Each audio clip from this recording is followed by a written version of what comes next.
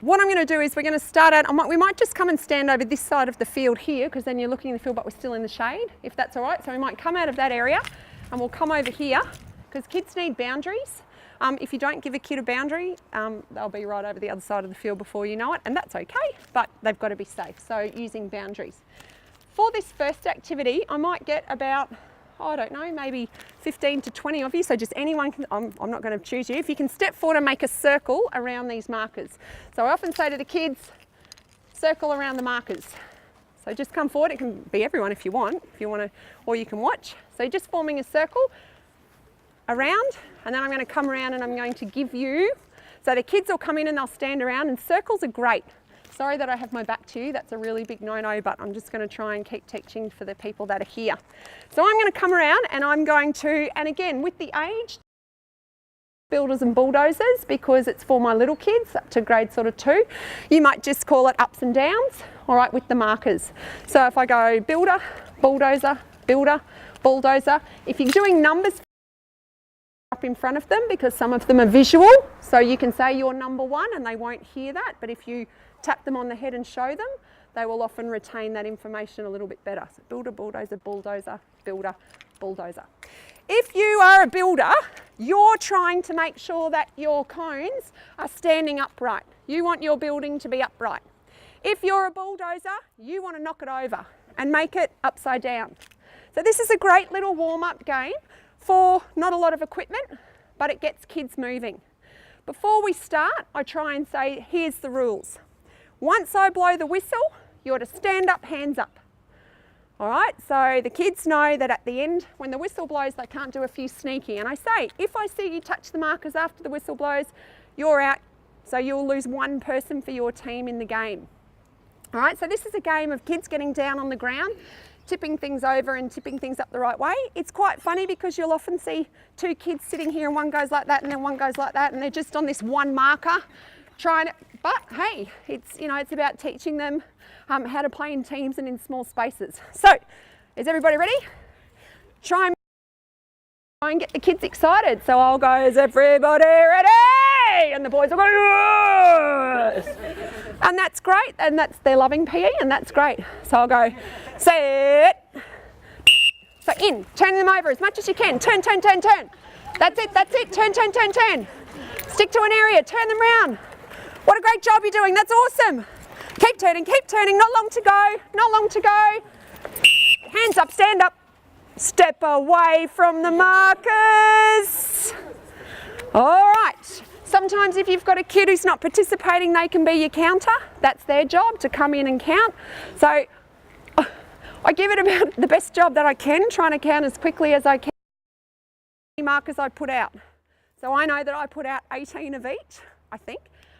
So therefore, go around, do a quick count. It doesn't matter who wins and loses, but I normally might say, ooh, but you might have that one kid, which I do in year 2. He's gifted mathematician, like I mean gifted. He can count faster than I can, and so I know in that class I have to be schmick at my counting, because he will say, you are wrong. And that's okay for a kid to say you're wrong. I like kids questioning. I like them then ask their reasoning. Why do you think I'm wrong? What's going on?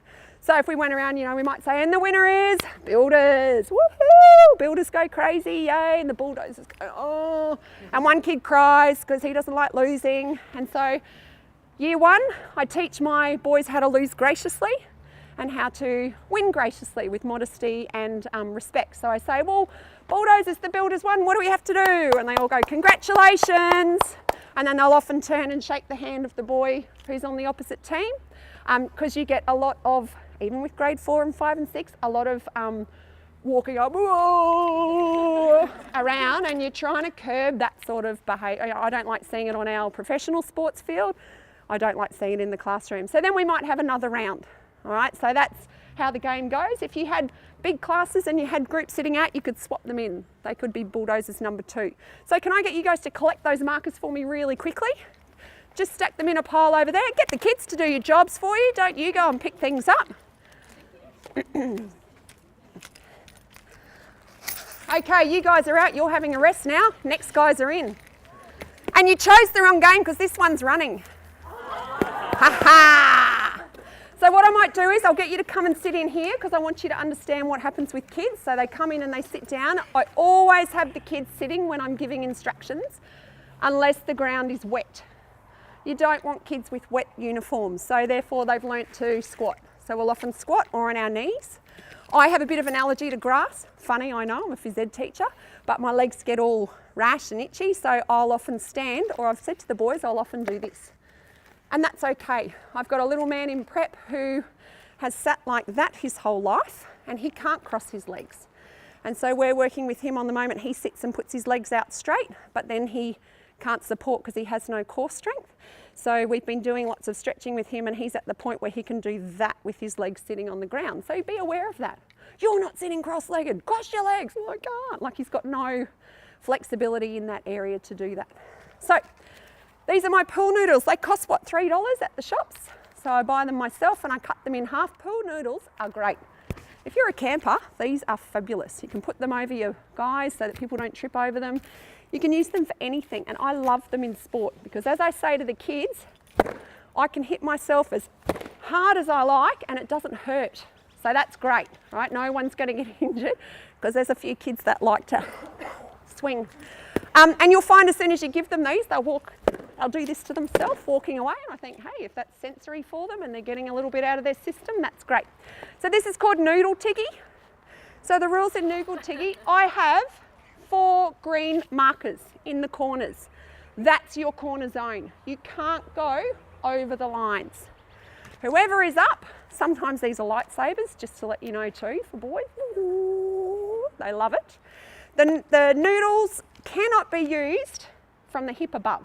So you must tag people from the hip down in the tee because we don't want anyone getting flicked in the head or in the face, or you'll have tears everywhere. So noodle tiggy, I'm going to choose, often I'll start the game with the little kids and I'll say, I'll choose the people, I want to be up, I want to be up. No, I will choose the people. Then I get them up, they find their own space. So little kids often don't have that understanding of find your own space because a lot of kids don't have the concept of their own body and where it is. You'll have kids that you'll see that will go and always be standing against someone or touching someone or leaning against someone, and they haven't quite worked out personal space. So we talk a lot about that. I've been sitting on the ground talking to kids, and there's one kid that's just going like this down my leg. And I'm like, whoa, what's it? But it's sensory, all right? So they're still working it all out. Year 4s, year 5s, year 6, you won't have a problem. So what's gonna happen is I generally get them up and I'll be up first because it just starts the game and it shows them. So I'll blow the whistle and then I'll just run with 2, trying to get as many as I can. And then when, as a 42-year-old lady, I get very tired easily, I blow the whistle and everyone's got to freeze. And then I'll go, and I am passing the baton to, and I might, sometimes I knight them and then give them the sword, and they're up to, you know, making it as fun as I can for the kids. If you get tagged, you're stuck in the mud. And the only way you can move is if someone crawls through your legs. All right, so it's not about the kid that's not so fast, always like just standing for the whole warm-up game, frozen. They've got to move too. All right, so it's about see how many people you can get through. So stand up and find your own space, somewhere in between this area here. What?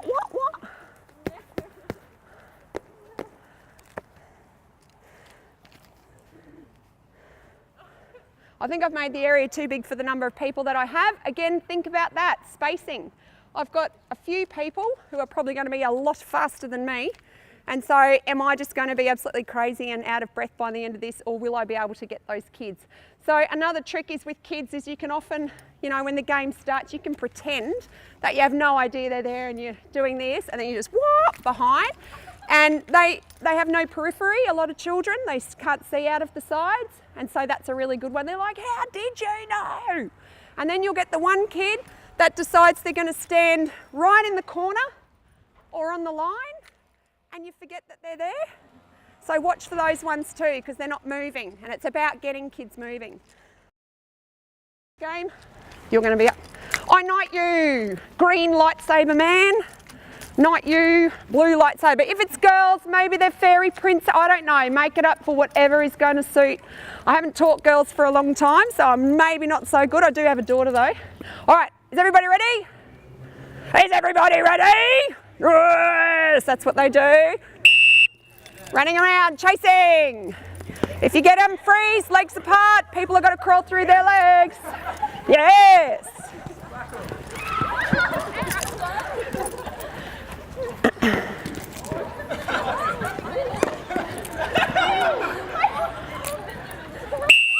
Everyone freeze. All right, so then if you say to kids, I want you to choose someone to pass the baton to, they'll always choose their mate. So I always say, choose the person you tagged first. All right, to try and give it to kids that maybe don't normally get to have a go. Thanks guys, I won't keep you out there now. Take that over there, I'll just set up the next activity. Oh, in that game, I'll wait for you guys to get off and I'll just show you.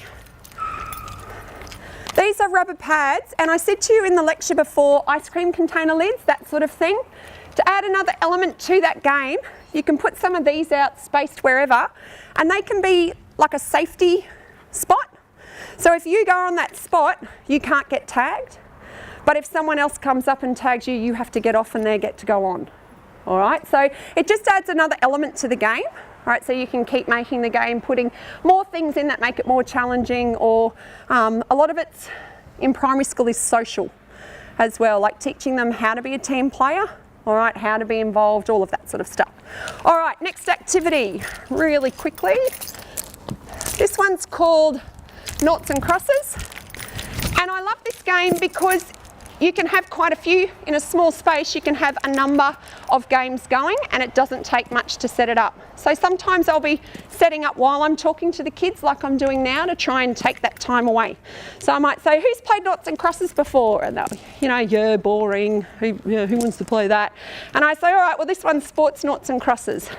So we've set up our Noughts and Crosses game, and then we have two teams. And with those teams, they get a beanbag, they get some beanbags for their team. New beanbags because I try and keep my other ones for as long as I can before they disintegrate. I'm a bit hesitant to use my new gear, but that's okay. So we might have a blue team. You don't need many because obviously you only need to fill potentially 6. So there might be the blue team there, and then I might have the red team over here. Okay. So, can I have 3 people for the red team and 3 for the blue, please? Again, if it's in your class, just pick people out. And this potentially is a good game for the boys and the girls who maybe aren't as physically active and sporty, but can hold their own in this game. So if I can get you, what I should do is get some markers. Markers are great. If you guys can stand in one line behind that marker, and if you guys can stand in one line behind that marker. So this is a game of noughts and crosses with the bean bags. So basically when I blow the whistle, the first person in each group runs and they put a bean bag in one of the hoops. They run back, tag the next person, and they've got to try and get 3 in a row before the other team does. So it's a little bit of thinking as well. Again, understand you might have kids that have never played noughts and crosses. Right, I've had that before.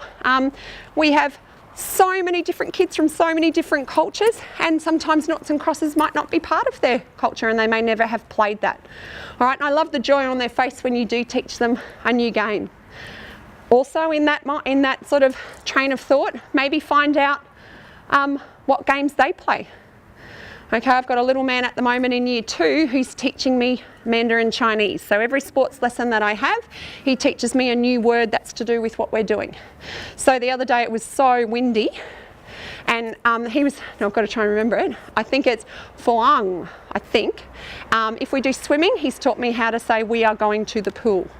So I'm just trying to encourage, because English is his second language. And so often when I give instructions like this, he is not retaining anything that I'm saying. He uses his visual a lot.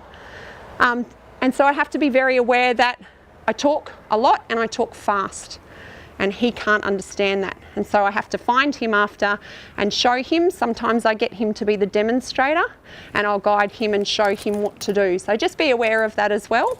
Some of the schools that you go to, what are the different cultural implications that you have in a sporting situation. I've had another friend that taught at a school at Mount Gravatt, and they had quite a high level of pupils who were Muslim, and they had swimming. Now, Muslim girls can't swim they can't show, so she spent one of her lunchtimes each week and she had their swimming lesson then at lunchtime with just those girls. So just think about those sorts of things. It shouldn't ever be a, well, I just can't do it. It's, well, what can I do to modify it so that those kids do have access to what everybody else has got access to. All right, so are we ready to play noughts and crosses? First two people are ready? Back, tag. You got to tag, you got to tag, don't cheat. Oh, slow starter over there. Oh, and boop, boop, boop. If I had my whistle in my mouth, these guys would be the winners. Congratulations to the winners. This is a really good sports day game as well. So a lot of schools now, in primary schools, you can't run a sports day like we, with discus and shot put and all of those when you've got maybe, 800 kids in your primary school. And so a lot of them do rotations. They might have the age champs doing the actual events, but all the other kids are doing fun games. So this one's a great game because, again, you could have 2 houses competing and another 2 houses competing for house points and then rotate them around in one rotation.